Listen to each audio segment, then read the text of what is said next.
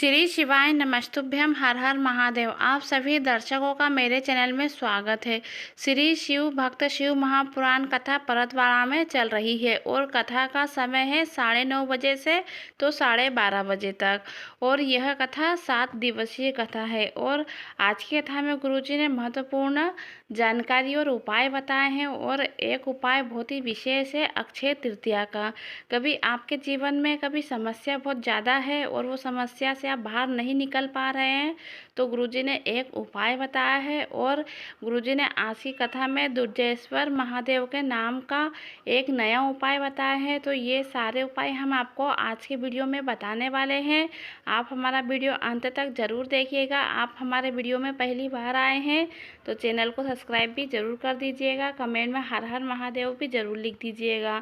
तो गुरुजी ने आज की कथा में पहली जानकारी देते हुए कहा है कि जब हम जवानी में कुछ खाते हैं पीते हैं तो उसका असर बुढ़ापे तक रहता है। तो वैसे ही कभी हम जवानी में हम कभी पूर्ण करेंगे, भाव भक्ति से भगवान की पूजा पाठ करेंगे तो वह पूजा पाठ हमारे बुढ़ापे तक रहेगी और हमारा सहारा बनकर रहेगी। तो आप ये मौका छोड़िएगा नहीं। ऐसी आड़ी टेढ़ी बातों में ना पड़कर आप भोलेनाथ की भक्ति में जुड़े रहिए।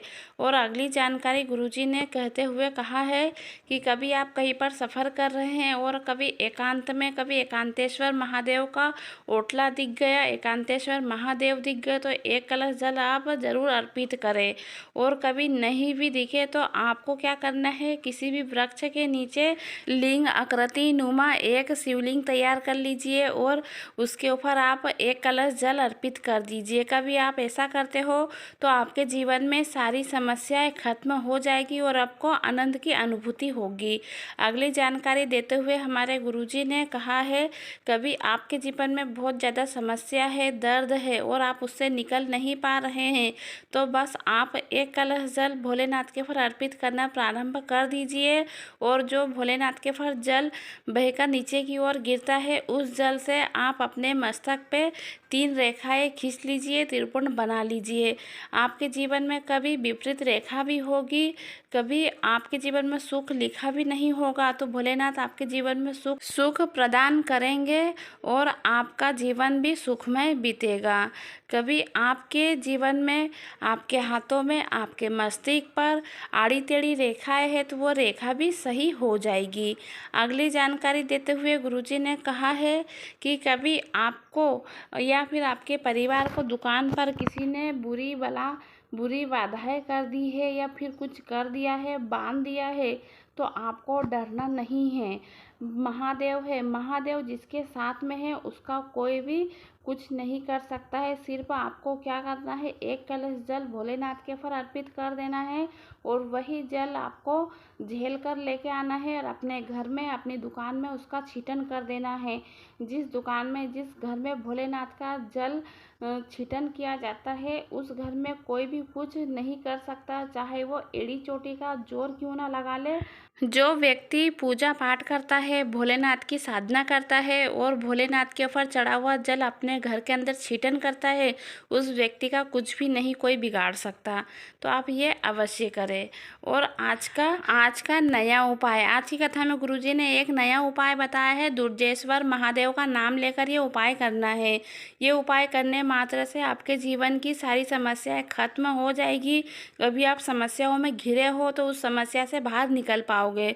तो आपको क्या करना है, एक कलश जल लेना है और आपको यह जल अलग तरीके से अर्पित करना है। गुरुजी ने यह अलग तरीके से जल अर्पित करने वाला नया उपाय बताया है। तो ये उपाय आपको इस प्रकार से करना है। आपको क्या करना है, एक कलश जल लेना है और आपको कहाँ से यह जल अर्पित करना है, जहाँ जल बहकर नीचे की ओर गिरता है वहाँ से जल आपको डालना प्रारंभ करना है। तो आपको हस्तकमल के चारों ओर घुमाते हुए फिर शिवलिंग के ऊपर आपको अर्पित करना है। आपको इस प्रकार से जल अर्पित करना है। कैसे अर्पित करना है एक बार और जान लीजिए।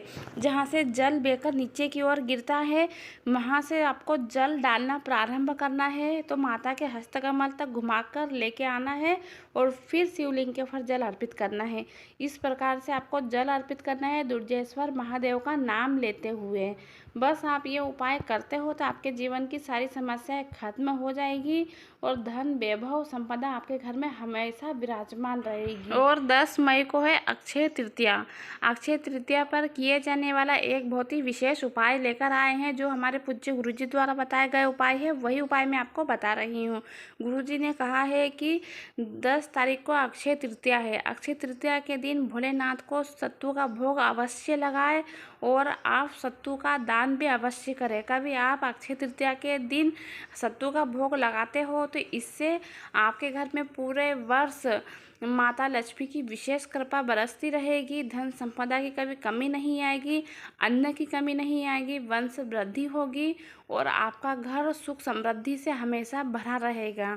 तो आप अक्षय तृतीया के दिन ये एक विशेष उपाय जरूर करके देखिएगा। और गुरुजी की आने वाली कथा छत्तीसगढ़ में होगी और कथा का समय है 2 बजे से 5 बजे तक।